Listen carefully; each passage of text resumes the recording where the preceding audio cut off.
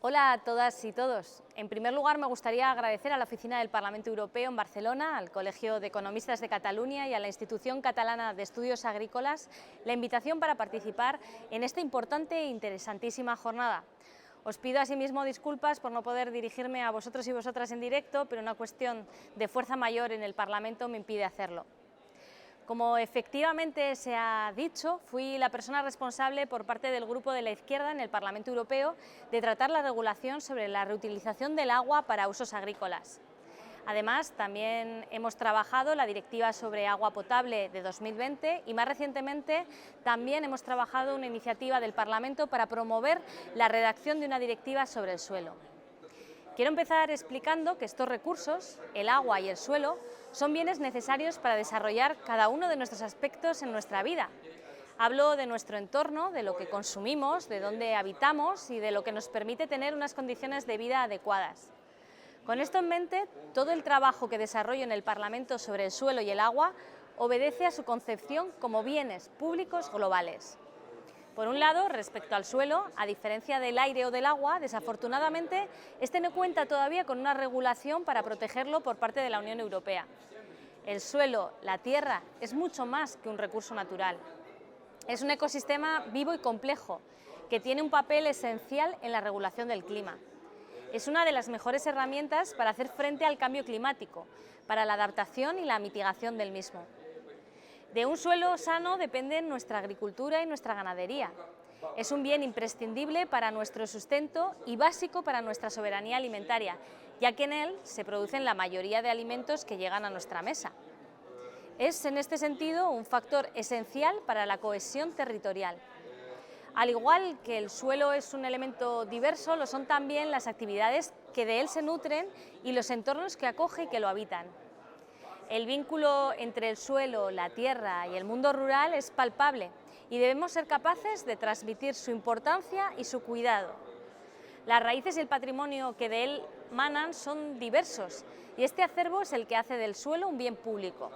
Es un nexo fundamental entre la lucha climática, el desarrollo territorial y económico.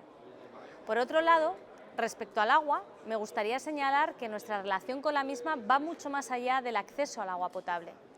La nueva cultura del agua, tal y como ha venido explicando mi querido compañero Pedro Arrojo, hoy relator de las Naciones Unidas, implica que la gestión, comprensión y percepción de este bien es multidimensional. Se enmarca en la naturaleza, en el planeta y en la forma que tenemos de relacionarnos con ellos debe ser ética y basada en la sostenibilidad. Es imprescindible recuperar nuestros ecosistemas acuáticos y recuperar el valor patrimonial, cultural, emocional, estético y lúdico de los ríos y los mares. Para conseguirlo, debemos frenar la pérdida de la biodiversidad, el comportamiento meteorológico extremo, el aumento del nivel del mar y de los incendios. En esta concepción compleja, global e integral del agua se enmarca nuestro derecho a este recurso. En definitiva, nuestro acceso y disfrute del agua es un derecho humano que debe garantizarse con acciones centradas en 4 pilares: transparencia, accesibilidad, sostenibilidad y solidaridad. El derecho al agua implica que ésta cumpla con una serie de requisitos: que sea suficiente, saludable, físicamente accesible, asequible y de calidad. Por ello, el derecho al agua se materializa en el derecho al suministro y en la protección contra los cortes del mismo, en el derecho a que no esté contaminada y en la no discriminación en el acceso al agua potable. Me parecía importante desarrollar cuál es nuestra visión de estos 2 recursos para poder entender bien nuestra valoración del reglamento sobre la reutilización del agua, que tiene una enorme relevancia para la agroalimentación europea.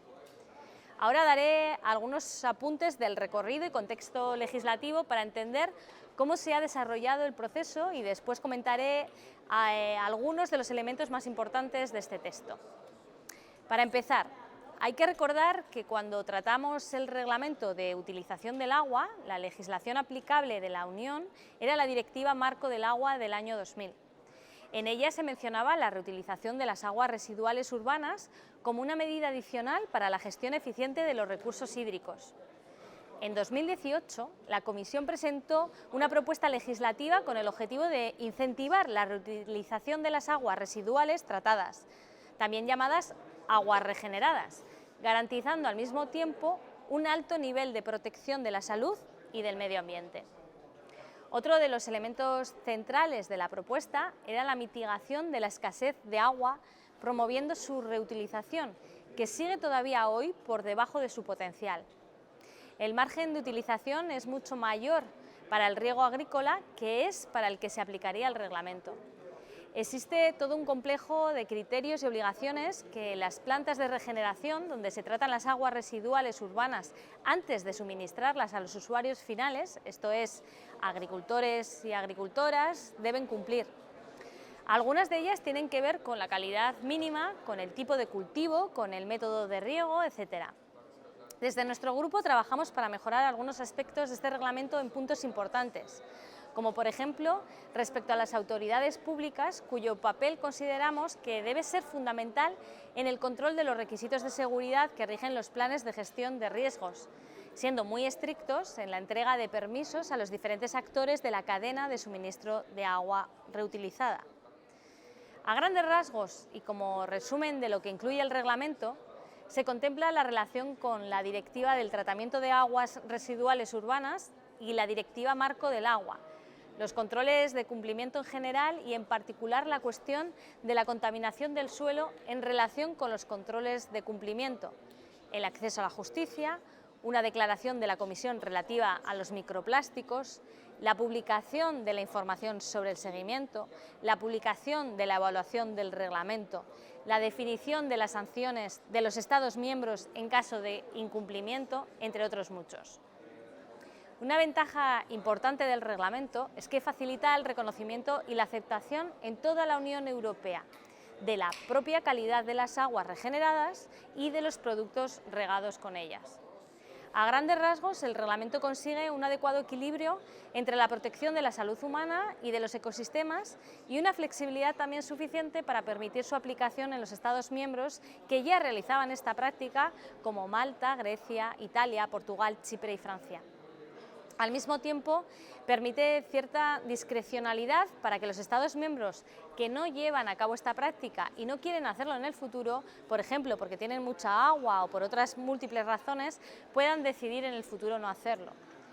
Antes de terminar, quería volver sobre lo que planteé al inicio. En el proceso legislativo en el Parlamento Europeo, tanto en las comisiones como en los trílogos, después de las sesiones plenarias, se abordan un sinfín de temáticas de carácter técnico con la mayor precisión posible, con el objetivo de lograr el más alto nivel de seguridad jurídica. Esto es esencial. Sin embargo, es incluso más importante tener claro qué objetivos perseguimos con estas regulaciones y a qué obedecen.